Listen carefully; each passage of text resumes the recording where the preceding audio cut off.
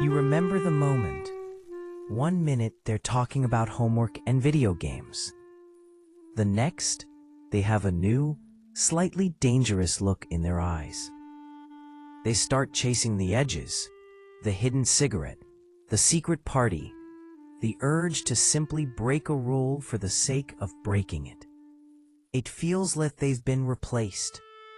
They've gone from seeking safety to suddenly chasing the danger.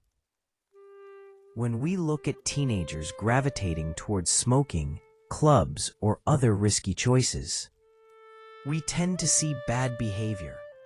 But psychologists see something much deeper, a powerful, necessary, and sometimes clumsy search for identity and autonomy. This isn't about the substance or the location. It's about the badge of difference these things represent. This explores why the teenage brain is wired to rebel and how to understand that rebellion as a symptom of immense accelerated growth. The Great Escape. Pushing against the cage. The core engine of teenage rebellion is the drive for autonomy. After years of living under rules set by parents and schools, the adolescent brain screams, "I am a separate individual." The home, the family, the school, these suddenly feel like a cage of childhood. The rules, however loving, feel restrictive and small. So how do they prove they are separate, that they are adults? They push against the biggest, most obvious boundaries. Smoking, drinking, or sneaking into a club aren't just acts of pleasure. They are powerful statements of self-ownership that say, I decide what goes into my body. I decide where I go after midnight. I decide the risk. The bad field is simply the landscape where they feel they are the only ones holding the map. They are sacrificing comfort for the feeling of control. 3. The currency of cool, the need to belong.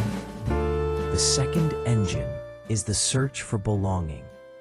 At this age, the opinion of your peers suddenly matters more than the opinion of your parents. You are desperate to find your tribe, and the tribe needs a currency to prove loyalty. For some groups, that currency is academic achievement. For others, it's athletic performance. But for many, especially those who feel like outsiders, the currency is shared risk and shared secrecy. Smoking, breaking curfew, or attending parties are often required entry fees into a specific, validated social group. It's not necessarily peer pressure in the dramatic movie sense, but social contagion.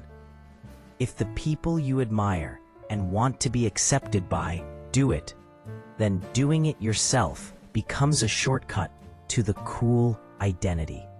You gain social status by proving you are brave enough or adult enough to ignore the rules of the previous generation. 4. The engine versus the brakes. The developing brain. We have to acknowledge the biological reality. The adolescent brain is built for this. Scientists often talk about the teenage brain having a fully working accelerator, the emotional and reward centers, but still developing brakes, the prefrontal cortex, which handles planning, consequence assessment, and impulse control. They feel the thrill and the immediate reward of the risky choice intensely, but they struggle to logically process the long-term cost. Risk-taking isn't a sign of flawed character. It's a feature of a brain built for exploration and boundary testing. It's just that modern society's boundaries have higher stakes.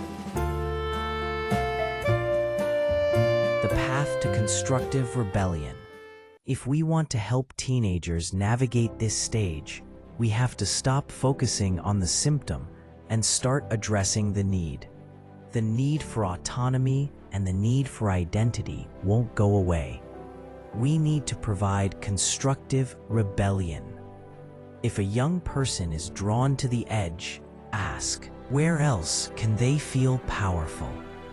Where else can they push a boundary that results in creation instead of destruction? Autonomy. Encourage them to pursue intense, independent interests, mastering a challenging instrument, starting a complex coding project, or taking a leadership role where they are responsible for an outcome. This is self-ownership, but constructive. Belonging. Help them find a tribe that demands high-risk vulnerability.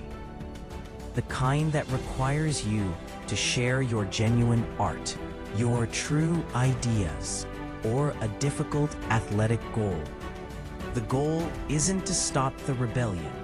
It's to channel the massive energy of growth into something that builds the adult they want to become, rather than tearing down the life they currently have. Trust their drive, but teach them how to build their own rules.